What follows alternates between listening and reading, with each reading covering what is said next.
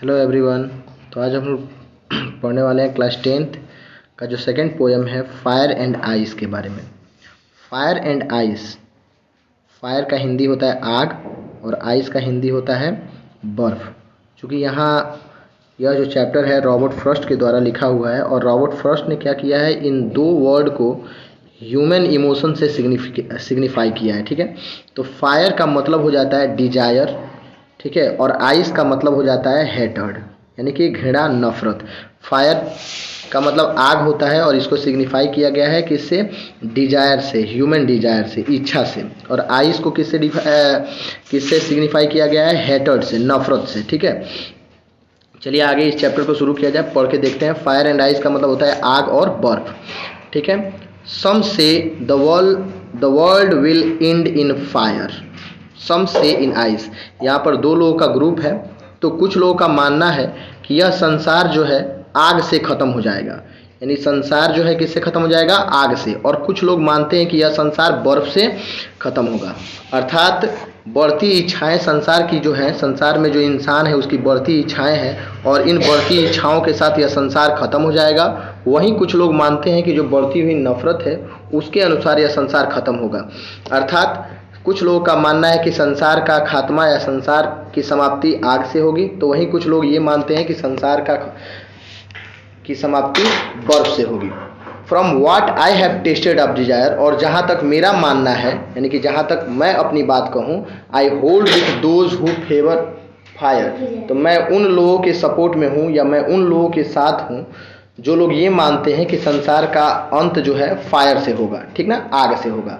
यानी कवि ये कहता है, लेखक ये कहता है कि वो भी उन लोगों के पक्ष में है जो लोग ये मानते हैं कि संसार का जो अंत है वह इच्छा अर्थात फायर से हो जाएगा। ठीक है, उम्मीद करते हैं कि आपको ये पोयम का 4 स्टेंजा समझ में आया होगा। आगे देखिए, कह रहा है कि but if it had to perish twice, किंतु आगे कभी कहता है, लेखक ये कहता है कि यदि कभी मुझे मौका मिलता है या फिर इस संसार का खात्मा 2 बार होता है, यानी कि if it had to perish twice, यानी यदि यह संसार दोबारा ख़त्म होता है, I think I know enough of hate, तो मुझे पता है हेट जो है, नफरत, नफरत का मतलब ये जो आइस है, मैंने आपको बताया है कि आइस को कंपेयर किया गया है किससे, हेट से।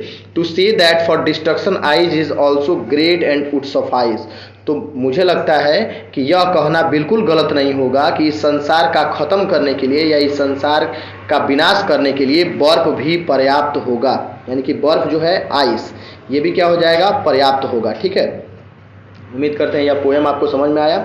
चलिए अब थोड़ा सा हम लोग इसमें कुछ राइमिंग वर्ड वगैरह देख लेते हैं, राइमिंग वर्ड देख लेते हैं और कुछ। तो यहाँ राइमिंग वर्ड की अगर हम बात करेंगे तो देखिए, यहाँ देखेंगे फायर, ठीक है, और डिज़ायर, फायर, डिज़ायर, और तो फायर, अगर फायर और डिज़ायर, यानी कि जो ये राइमिंग वर्ड है, इसको, इस फायर को हम ए मानते हैं, तो ये भी ए हो जाएगा आपका, डिज़ायर। फिर यहाँ भी फायर आया है, ये भी ए हो जाएगा आपका।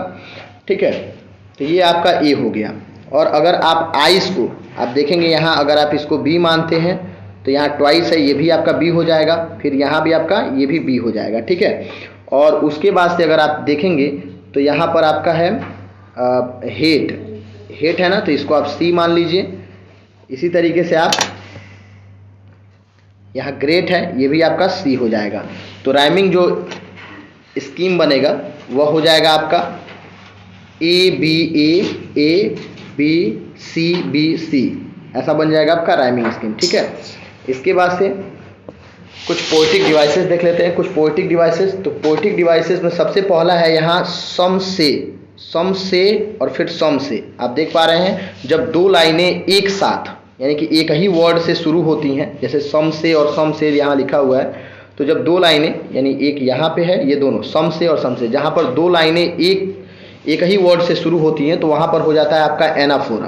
क्या होता है, एनाफोरा, यानी एनाफोरा आपका पोएटिक डिवाइस हो जाएगा। ठीक है, उसके बाद से आप ये देखेंगे कि यहाँ पर डब्लू और यहाँ पर भी डब्लू, तो दोनों वो एक एक लेटर क्या हुआ है, रिपीट हुआ है।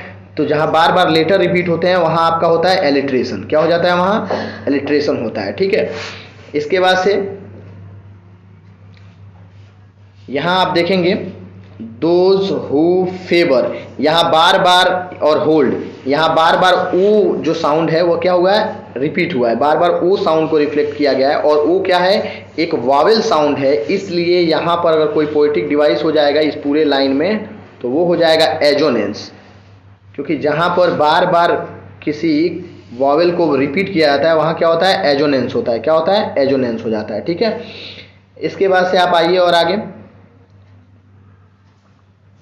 ठीक है, तो यहाँ देखिए इस सेंटेंस के अंत में ना कोई फुल स्टॉप है और ना कोई क्वेश्चन मार्क है, ना कोई किसी तरह का कोई कामा है, तो यहाँ से यहाँ, फिर यहाँ, फिर यहाँ, ठीक है, इससे इसमें, फिर इसमें, तो जहाँ जहाँ एक सेंटेंस से दूसरे सेंटेंस को जाते समय ना कोई कामा, ना कोई क्वेश्चन मार्क, ना कोई फुल स्टॉप लगाया जाता है, तो ऐसे सेंटेंस में भी क्या हो जाता है, इंजैबमेंट होता है। कौन सा होता है, इंजैबमेंट। ठीक है, इंजैबमेंट पोएटिक डिवाइस हो जाता है। उम्मीद करते हैं कि आपको ये सब समझ में आया। अगर वीडियो समझ में आया तो चैनल पे नए हो तो चैनल को सब्सक्राइब कीजिए और वीडियो को लाइक कीजिए। ठीक है, मिलते हैं एक नए वीडियो में, और इसके क्वेश्चन आंसर इसके नीचे मैं आपको बता दूंगा, वहाँ से आप क्वेश्चन आंसर इसका सॉल्व कर लीजिएगा। चलिए, तब तक के लिए धन्यवाद, थैंक यू।